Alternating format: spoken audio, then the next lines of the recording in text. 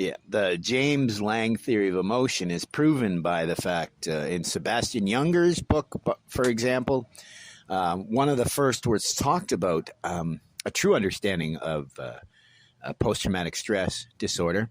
I believe when Sebastian Junger talks about how they actually saw more soldiers identifying with PTSD that only heard about combat as opposed to the soldiers that actually saw combat. I think that proves what William James was getting at, this idea that the trauma doesn't come from witnessing the horrible experiences and visuals of war, but it's how you process that. And that's trauma, right? That's Nietzsche's ressentiment.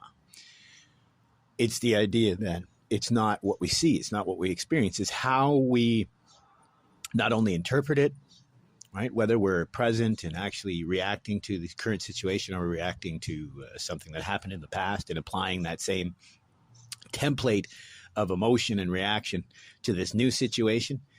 But again, imagine that this William James and I can't remember the Lang guy's name, they developed this theory separately, this idea that emotions aren't from witnessing an experience or from the experience itself, but almost like a choice, a conscious choice we make based on what we believe, right? So the example he uses is we see a bear, we run away, not because we're scared. We run away because of the ideas, the thoughts, the opinions that it's dangerous. You need to run away from a bear.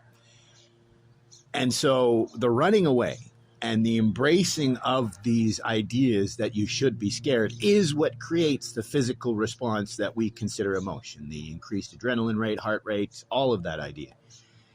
So arguably, I think the fact that Sebastian Junger pointed out that of the soldiers that saw war, the horrors of war, say about 25% of them identified as traumatized. But the soldiers who were rear echelon, they were just support troops. Again, this is 10 out of 11 soldiers, I believe the number is, are the soldiers who don't see. They're supporting, very important, right? We can't have the, what would you call it? Where the metal meets the meat, you need to support those men. So I'm not minimizing the support, the rear echelon soldiers, but it highlights this William James theory of emotion, that if a soldier who witnesses combat's horrors is traumatized at, say, 25% of the time, but we see a higher percent of these soldiers who only heard about the horrors of war, if we see more of those psychologically traumatized soldiers, this proves William James' theory of emotion, that it's not the horrors that these soldiers witness that's traumatizing, it's how they process it, how they integrate that experience, or if they do at all. It's interesting because when James published this, it was pretty, what would you call it? And I don't see, the idea of emotion having advanced that much further because of this hard problem of consciousness, right? Because it's not that different if we can't prove what is consciousness, because you can't say consciousness is just electric impulses in the brain. Same can be said about emotions. Like, where do we point to?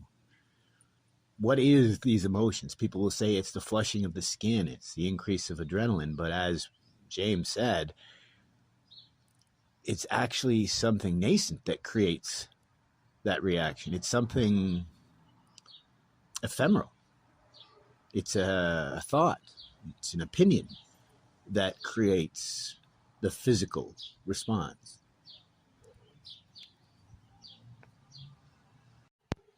Well, hello. I just wanted to add one little tidbit that it seems to me that this whole idea of the James Lang theory of emotion, and then the thing that I have named the James Junger theory of trauma, can be applied to the James,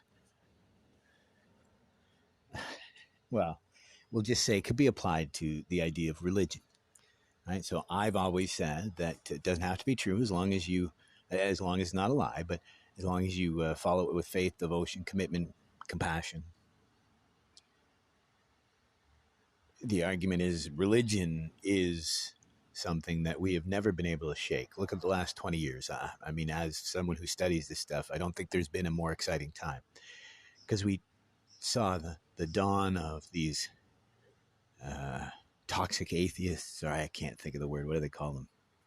Militant atheists, these nihilistic individuals. And over the last 20 years, we've seen, almost by osmosis, we've seen people move back towards religion, back towards a doxia, an opinion. Right? Again, it doesn't have to be true, but as long as it's not a lie and it's followed with compassion, commitment, and devotion. So if you follow the James Long theory of emotion, and it is influenced by the James Younger theory of trauma, that religion is not a tool so much that helps us in our daily life. It's the toolkit that we use after a tragedy, after a catharsis, after a trauma. And it can be even a small trauma in the day. You have doubt. You use your faith. You use your trust. So the James Long theory of emotion tells us it's not the experience. So when it comes to religion, it's not the ritual. It's not the devotion.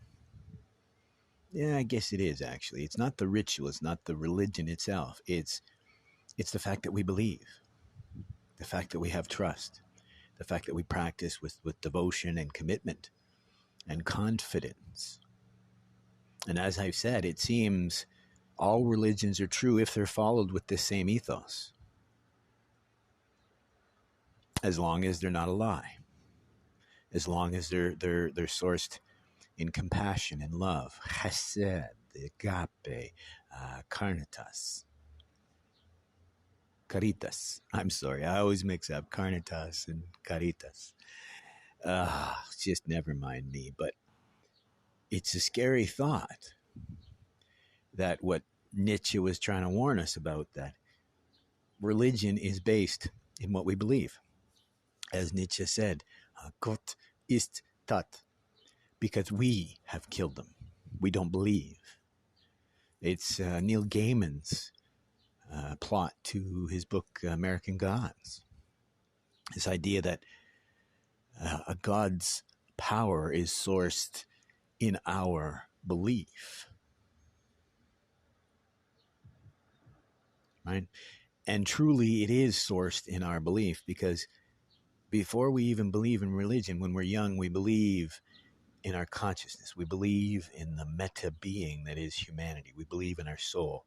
Even as young children, we understand that we are more than our parts. This is the German word that I keep mentioning, Gestalt. It means the sum greater than the parts, but it also means creation. We are that. It is necessary for us to believe that we can be more.